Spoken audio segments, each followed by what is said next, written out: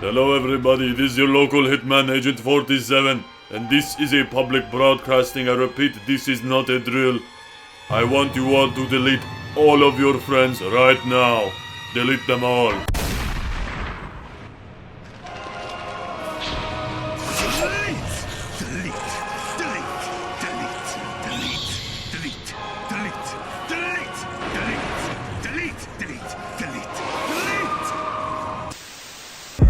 Dream now manifest.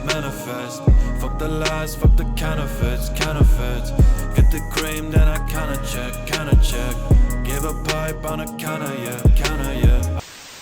We are social beings. We absolutely love doing social things, and even myself, as someone who I considered an introvert and pretty much kept to myself through many years, especially in high school, I absolutely loved doing social things. I loved hopping on Skype with my buddies and playing League of Legends. I loved doing film challenges and creating content with my friends and showing the school and showing my buddies. I loved turning my hobbies into social events. I'm sure you can attest to that, no matter how introverted you may be. Now, a lot of us understand the people that we want to keep in our life, the people that make us feel good, and the people who are on the same page. And you're well aware of the people who are mean, the people who are jerks, the people who can get you into trouble and whatnot. But the problem is, many of us cannot draw the line between friends that are good for us and deadweight friends that lie in the middle between, having a good time but are really bringing us down without us even realizing it. So here I wanted to talk about 3 uncomfortable truths about social circles, about your peer groups, and why you need to know this and how it will play to your path in mastery, your path in becoming your greatest self. Guys, make sure you smash up the likes if you're excited and ready to learn about the topics today. Smack that subscribe button if you want to see more videos of this in the future, and if you want to be notified of when all of my content comes out, hit the notification bell. We aren't doing no ordinary bloatware content here. I'm trying to give you the cream of the crop, things that are practical that you can implement that will actually be of true benefit to your life. Also, that was just a sales pitch. I don't really care if you subscribe or not.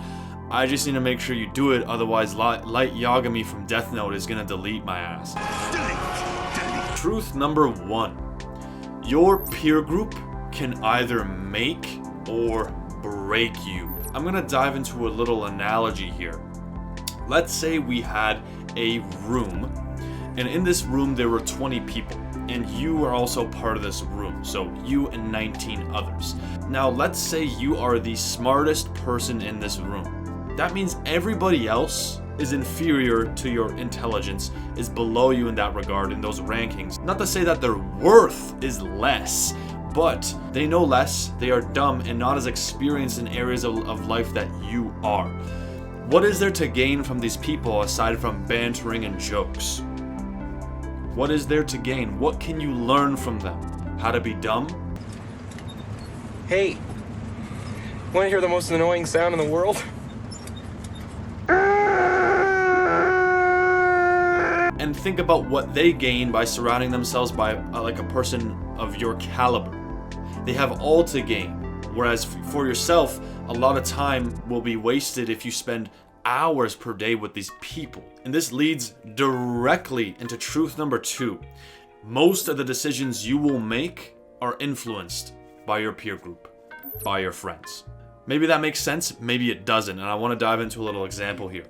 Back in the days, I used to play tons of League of Legends. I was almost at Diamond. I was Platinum 1, and I was 2 games away from becoming Diamond 5. I was super immersed in League of Legends. I was totally into the competitive scene, playing every single day, looking up different styles and stuff, just trying to get good at it. I had a peer group that was really into it as well. I had a buddy of mine, and we would play all the time. We'd hop on Skype, we'd play together, we'd do competitive matches together, and I had other friends who were into it as well. And what that did is that it definitely made me more inclined to play more, because now we socialize the game. Now I'm in a Skype call, we're making jokes, we're doing this, and when I'm not there, I'm thinking about my buddies are playing, they're still there, I want to be a part of that. Okay, especially when you don't have a lot of other things going in your life, it will absolutely consume you like a vacuum. There's a lot of ego gratification as well when you socialize something, because now you're competing with your other friends. When you do something cool, they might admire you.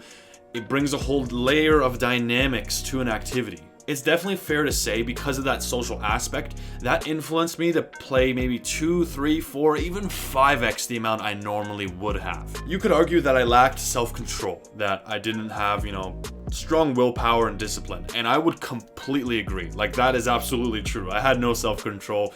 I didn't know what discipline was back in the days.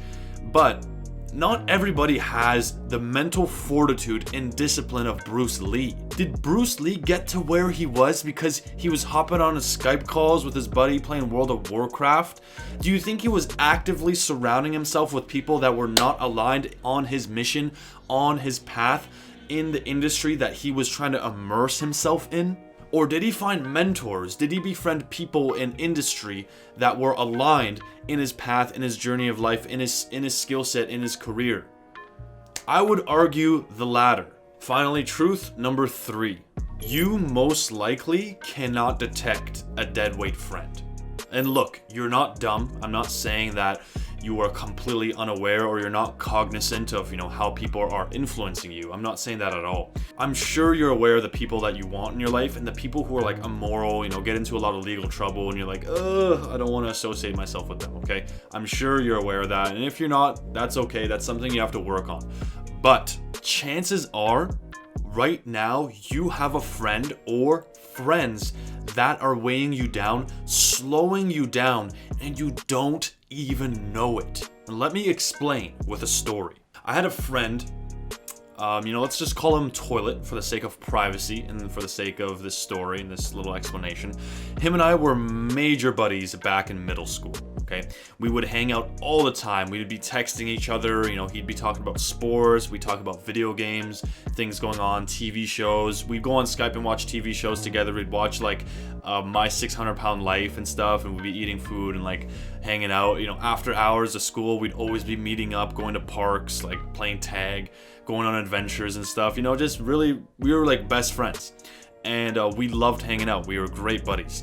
But as we moved on from middle school into high school, our peer groups started expanding. He started hanging out with new people. I started hanging out with new people. Things started to change a bit. And we started diving into different friend groups and different activities. Our lifestyle choices started changing as well. By the time we both hit uni and we were finishing up like our second term, we had completely different paths and lifestyle choices.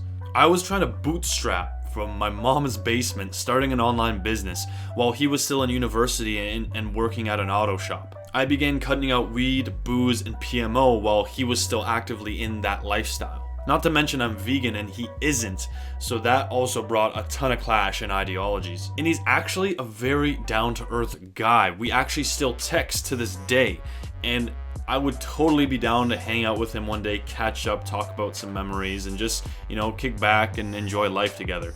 But if I chose to maintain the same frequency of interaction that we had back in middle school, I would be totally influenced by his behavior and lifestyle choices, and so would he. We would bump heads a ton. We might even start like resenting each other if we start like changing each other, and we will also slow each other down on our paths. We will distract each other. We will put each other's attention in areas that we per se don't really care about. Even though I'm incredibly stubborn in my beliefs and my way of thinking, it will alter my subconscious mind and ultimately waste lots of time.